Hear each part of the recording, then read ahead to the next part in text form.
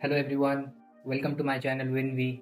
I am Divyansh, your growth partner in personal finance. Invest करना चाहते हैं और कंफ्यूज्ड है SIP क्या होती है, SWP क्या होती है, STP क्या होती है। तो इस वीडियो में आज मैं बहुत सिंपल शब्दों में ये सारे कंसेप्ट आपको एक्सप्लेन करूँगा, कैलकुलेशंस भी सिखाऊंगा और आपके लिए क्या बेस्ट है ये भी बताऊँगा। तो बने रहिए इस वीडियो में एंड तक और वीडियो पसंद आए तो लाइक शेयर सब्सक्राइब ज़रूर करिए। तो सबसे पहले हम लोग बात करते हैं SIPs के बारे में। SIP का फुल फॉर्म होता है सिस्टमैटिक इन्वेस्टमेंट प्लान। इसमें आपके अकाउंट से एक फिक्स्ड अमाउंट डेली बेसिस पे, वीकली बेसिस पे या मंथली बेसिस पे डिडक्ट होता रहता है और किसी म्यूचुअल फंड या किसी इक्विटी में इन्वेस्ट होता रहता है। अब बात करते हैं कि SIPs किस टाइप के इन्वेस्टर्स की रिक्वायरमेंट को फुलफिल करेगा। अगर आप एक लॉन्ग टर्म इन्वेस्टमेंट प्लान कर रहे हैं 15 साल, 20 साल, 25 साल रिटायरमेंट के लिए, अगर आप एक फिक्स्ड इनकम इंडिविजुअल हैं, आपको एक मंथली सैलरी मिल रही है और आप एक मंथली छोटा छोटा अमाउंट इन्वेस्ट कर सकते हैं,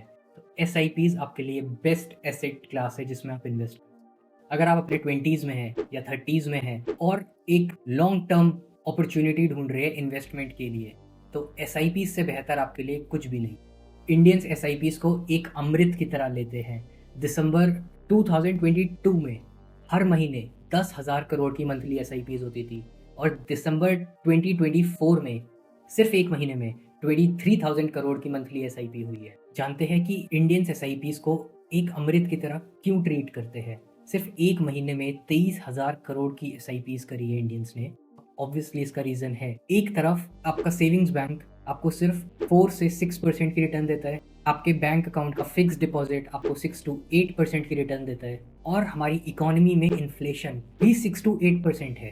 तो इन दोनों जगह अगर आपने पैसे अपने इन्वेस्ट करके रखे तो वो इन्फ्लेशन को भी बीट नहीं कर सकते। SIPs आपके बैंक अकाउंट से मंथली बेसिस पे या वीकली बेसिस पे या डेली बेसिस पे एक छोटा छोटा अमाउंट निकालता रहता है और वो इन्वेस्ट होते रहते हैं और over a long period of time आपको 12 से 15% पर एनम का रिटर्न मिल जाता है। तो चलिए अब हम जानते हैं कि SIPs आपको कितना रिटर्न दे सकती है। लेट्स अज्यूम कि आपकी एज है अभी 25 साल, आपने 5,000 पर मंथ की SIP करी, एस्टिमेटेड रिटर्न आपने 12% रखा और 25 से लेके आपने 60 साल तक वो SIP चलाई। इन 35 ईयर्स में आपका इन्वेस्टमेंट आया 21 लाख रुपए और अब आपकी टोटल कॉर्पस हो गया है 3 करोड़ 24 लाख रुपए का। अब बात करते हैं स्टेप अप SIP की। ये थोड़ी मॉडिफाइड SIPs होती है। अगर आप चाहें तो आई बटन में मेरा एक डिटेल्ड वीडियो आपको मिल जाएगा, आप उसको रेफर कर सकते हैं। अब मैं बताता हूँ एक स्टेप अप SIP आपको कितना रिटर्न देगी।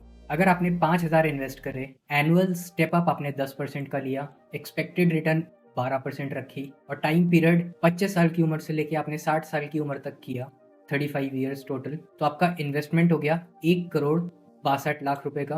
आपका एस्टिमेटेड रिटर्न हो गया 7 करोड़ 25 लाख और आपका टोटल कॉर्पस हो जाएगा 8 करोड़ 80 लाख।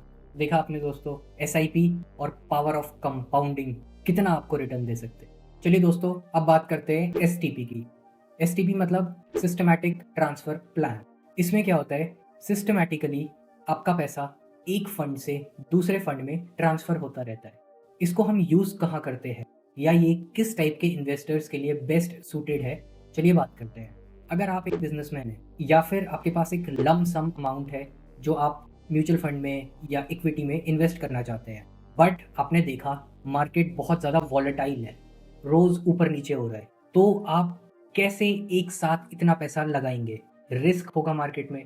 तो वॉलेटाइल मार्केट के रिस्क को कम करने के लिए हम STP मेथड को यूज़ करते हैं। तो चलिए समझते हैं STP में हो क्या रहा है बहुत सिंपल शब्दों में। सपोज करिए आपको 5 लाख रुपए मार्केट में इन्वेस्ट करने हैं, बट पिछले कुछ टाइम से मार्केट बहुत ज़्यादा वॉलेटाइल है, बहुत ऊपर नीचे हो रहा है।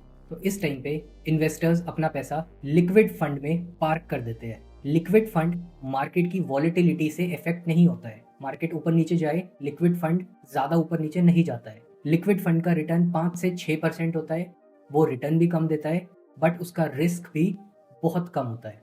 तो जो इन्वेस्टर्स STP में ऑप्ट करते हैं उनका पैसा हर महीने कुछ फिक्स्ड तारीख को लिक्विड फंड, जो कि एक डेट फंड होता है, उससे निकल के इक्विटी वाले फंड में चला जाता है। तो चलिए STP को हम एक एग्जांपल से समझते हैं। तो हमने इन्वेस्ट करे 5 लाख रुपए, लिक्विड फंड का एस्टिमेटेड रिटर्न रखा हमने 7% का, इक्विटी फंड का हमने रिटर्न रखा 12% का, और ड्यूरेशन हमने रखी 12 मंथ्स।